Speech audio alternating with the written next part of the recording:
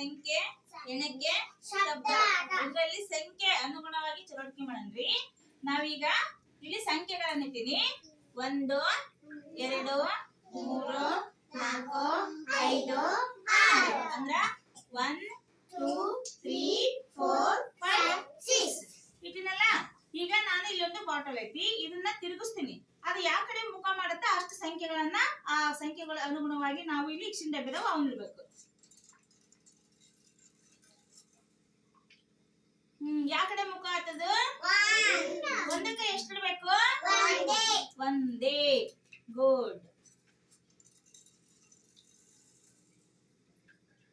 ಈಗ ಯಾವ ಕಡೆ ನಿಂತಿ? ಎಲ್ಲಿ ನಿಂತಿ? 5. 5ಕ್ಕೆ ಎಷ್ಟು ಇಡ್ಬೇಕು? 1 2 3 4 5.